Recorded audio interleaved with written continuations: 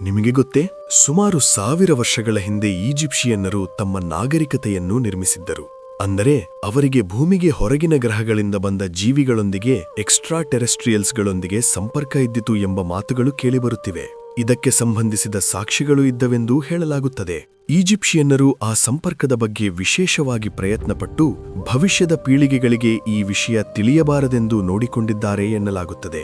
ಅಂದರೆ ಅವರು ಏಲಿಯನ್ಗಳೊಂದಿಗೆ ಇದ್ದ ಸಂಬಂಧಕ್ಕೆ ಸೇರಿದ ಸಾಕ್ಷಿಗಳನ್ನು ಅಳಿಸಲು ಪ್ರಯತ್ನಿಸಿದ್ದಾರೆ.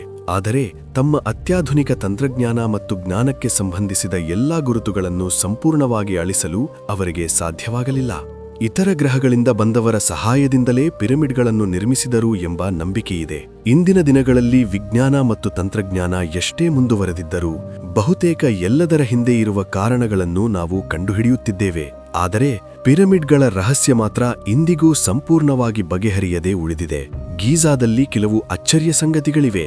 ಅವುಗಳನ್ನು ತಿಳಿದಾಗ ನಿಮ್ಮ ಮನಸ್ಸೇ ಬ್ಲಾಕ್ ಆಗುತ್ತದೆ. ಪಿರಮಿಡ್ಗಳು ಮತ್ತು ಏಲಿಯನ್ಗಳ ನಡುವಿನ ಸಂಬಂಧದ ಬಗ್ಗೆ ನಾವು ಈಗ ವಿವರವಾಗಿ ತಿಳಿದುಕೊಳ್ಳೋಣ.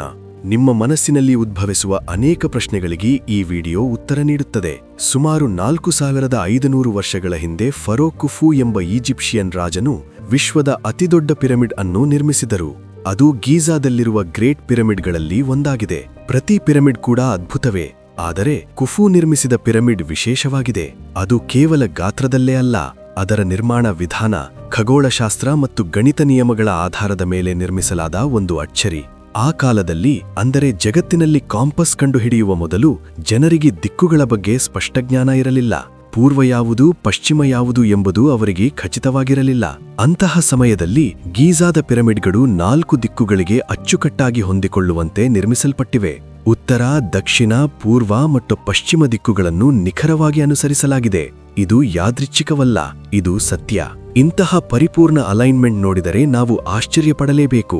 ಈಜಿಪ್ಷಿಯನ್ನರಿಗೆ ದಿಕ್ಕುಗಳ ಬಗ್ಗೆ ಉತ್ತಮ ಜ್ಞಾನವಿತ್ತು.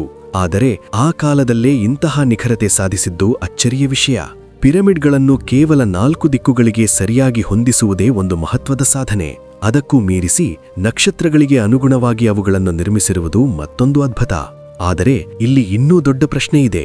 ಆ ಕಾಲದಲ್ಲಿ ಪಿರಮಿಡ್ಗಳನ್ನು ನಿರ್ಮಿಸುವುದು ಸುಲಭದ ಕೆಲಸವಲ್ಲ. ಗೀಜಾದ ಪ್ರತಿಯೊಂದು ಪಿರಮಿಡ್ಗೆ ಸುಮಾರು 23 ಲಕ್ಷ ಕಲ್ಲುಗಳನ್ನು ಬಳಸಲಾಗಿದೆ. ಪ್ರತಿಯೊಂದು ಕಲ್ಲಿನ ತೂಕ ಸುಮಾರು 2 ರಿಂದ 2.5 ಟನ್ಗಳಷ್ಟು ಇದೆ. ಕೆಲವೊಂದು ಕಲ್ಲುಗಳ ತೂಕ ಸುಮಾರು 60 ಟನ್ಗಳವರೆಗೂ ಇದೆ.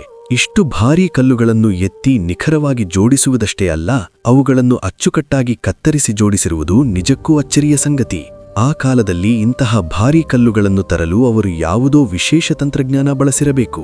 ಅಷ್ಟು ದೊಡ್ಡ ಕಲ್ಲುಗಳನ್ನು ನಿಖರವಾಗಿ ಕತ್ತರಿಸಿ ಸಾಕೆಟ್ಗಳಂತೆ ಜೋಡಿಸುವುದು ಸಾಮಾನ್ಯ ವಿಷಯವೇ ಅಲ್ಲ. ಪಿರಮಿಡ್ ಕಟ್ಟುವಾಗ ಕೆಳಗಿನ ಪದರಗಳಲ್ಲಿ ಕಲ್ಲುಗಳನ್ನಿಡಲು ಸಾಧ್ಯವಾದರೂ ಮೇಲಿನ ಅತ್ಯಂತ ಎತ್ತರದ ಭಾಗಗಳಲ್ಲಿ ಇಂತಹ ಭಾರೀ ಕಲ್ಲುಗಳನ್ನಿಡುವುದು ಆಧುನಿಕ ತಂತ್ರಜ್ಞಾನವಿಲ್ಲದೆ ಹೇಗೆ ಸಾಧ್ಯ? ಆ ಕಾಲದಲ್ಲಿ ಕ್ರೇನ್ಗಳು, ಟ್ರಾನ್ಸ್ಪೋರ್ಟ್ ವಾಹನಗಳಿಲ್ಲದೆ ಇಷ್ಟು ಭಾರೀ ಕಲ್ಲುಗಳನ್ನು ಮೇಲಕ್ಕೆ ಎತ್ತುವುದು ಎಷ್ಟು ದೊಡ್ಡ ಕೆಲಸ? ಇದು ಸಾಧ್ಯವಾಗಿದೆ ಎಂದರೆ ಅಂದು ಯಾವುದೋ ಅಸಾಧಾರಣ ತಂತ್ರಜ್ಞಾನ ಬಳಕೆಯಲ್ಲಿತ್ತು ಎಂಬ ಅನುಮಾನ ಮೂಡುತ್ತದೆ. ಪಿರಮಿಡ್ನ ಬೇಸ್ ಸುತ್ತಳತೆ ಮತ್ತು ಅದರ ಎತ್ತರವನ್ನು ಲೆಕ್ಕ ಹಾಕಿದರೆ ಅವುಗಳ ಅನುಪಾತ ನಿಖರವಾಗಿ ಪೈ ಮೌಲ್ಯಕ್ಕೆ ಸಮನಾಗುತ್ತದೆ.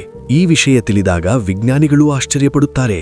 ಬಹುಶಃ ಆ ಕಾಲದ ಈಜಿಪ್ಷಿಯನ್ನರು ಗಣಿತದಲ್ಲಿ ಅಪಾರ ಜ್ಞಾನ ಹೊಂದಿರಬೇಕಾಗಿದೆ. ಅದರಿಂದಲೇ ಅವರಿಗೆ ದಿಕ್ಕುಗಳ ಬಗ್ಗೆ ಕೂಡ ಉತ್ತಮ ಅರಿವಿರಬಹುದು. ಆದರೆ ಆ ಕಾಲಕ್ಕಿಂತ ಬಹಳ ಮುಂಚೆಯೇ ಇಷ್ಟು ಗಣಿತ ಮತ್ತು ಖಗೋಳಶಾಸ್ತ್ರದ ಜ್ಞಾನ ಅವರಿಗೆ ಹೇಗೆ ದೊರಕಿತು? ಈಜಿಪ್ಟ್ನ ಟೆಂಪಲ್ ಆಫ್ ಪ್ಯಾರೆಂಟ್ಸೆಟ್ ದೇವಾಲಯದಲ್ಲಿ ಕೆಲವು ವಿಚಿತ್ರ ಕಾರ್ವಿಂಗ್ಸ್ಗಳು ಕಾಣಿಸುತ್ತವೆ. ಅಲ್ಲಿ ಹೆಲಿಕಾಪ್ಟರ್ಗಳಂತಿರುವ ಆಕಾರಗಳು, ಕಾರುಗಳಂತಿರುವ ಚಿಹ್ನೆಗಳು, UFOಗಳಂತಿರುವ ರೂಪಗಳು ಕಾಣಿಸುತ್ತವೆ. ಇವು ಫೋಟೋಶಾಪ್ ಮಾಡಿರುವವುಗಳಲ್ಲ. ಅವು ನಿಜವಾಗಲೂ ಅಲ್ಲಿನ ಮೂಲ ಕಲ್ಲಿನ ಮೇಲೆ ಕಾಣಿಸುವ ಶಿಲ್ಪಗಳೇ. ಇದು 100% ರಿಯಲ್. ನೀವು ಊಹಿಸುವಂತೆ ಅವು ನಿಜಕ್ಕೂ ಹೆಲಿಕಾಪ್ಟರ್, ಕಾರು, UFOಗಳಂತೆ ಕಾಣಿಸುತ್ತವೆ. ಅಲ್ಲಿ ಕಾಣಿಸುವ ಕಾರ್ವಿಂಗ್ಸ್ಗಳನ್ನು ನೋಡಿದರೆ ಅವು ಫ್ಲೈಯಿಂಗ್ ಕಾರುಗಳು ಅಥವಾ ಯುದ್ಧದಲ್ಲಿ ಬಳಸುವ ಟ್ಯಾಂಕ್ಗಳಂತೆ ಕಾಣಿಸುತ್ತವೆ.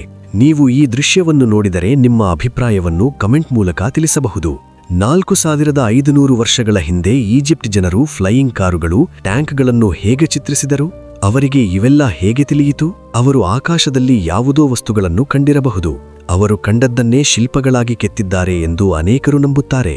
5000 ವರ್ಷಗಳ ಹಿಂದೆ ಜನರು ಕಾರುಗಳು, ಟ್ಯಾಂಕ್ಗಳು ಮತ್ತು ಯುಎಫ್ಒಗಳನ್ನು ನೋಡಿದ್ದಾರೆ ಎಂದರೆ ಭೂಮಿಯ ಮೇಲೆ ಯಾವುದೋ ಆಧುನಿಕ ನಾಗರಿಕತೆ ಇದ್ದಿರಬಹುದು ಅಥವಾ ಇತರ ಗ್ರಹಗಳಿಂದ ಬಂದ ಅತ್ಯಾಧುನಿಕ ನಾಗರಿಕತೆ ಭೂಮಿಗೆ ಬಂದಿರಬಹುದು ಎಂಬ ಸೂಚನೆಗಳು ಸ್ಪಷ್ಟವಾಗುತ್ತವೆ. ಈಜಿಪ್ಟ್ ಅನ್ನು ಆಳಿದ ಫರೋಗಳು ನಿಜವಾಗಲೂ ಏಲಿಯನ್ಗಳೇನಾ ಅಥವಾ ಮಾನವರು ಮತ್ತು ಏಲಿಯನ್ಗಳ ಸಂಕರ ಹೈಬ್ರಿಡ್ ಆಗಿದ್ದಾರೋ ಎಂದು ತಿಳಿಯಲಿಲ್ಲ. ವಿಶೇಷವಾಗಿ 18ನೇ ರಾಜಮನೆತನದ 10ನೇ ರಾಜನ ಬಗ್ಗೆ ಮಾತನಾಡಿದರೆ ಅವನು ತನ್ನ ಹಿಂದಿನ ಎಲ್ಲಾ ರಾಜರಿಂದ ಬಹಳ ವಿಭಿನ್ನನಾಗಿದ್ದನು. ಅವನು ಈಜಿಪ್ಟ್ನಲ್ಲಿ ಹೊಸ ಧರ್ಮವನ್ನು ಸ್ಥಾಪಿಸಿದ ವ್ಯಕ್ತಿ.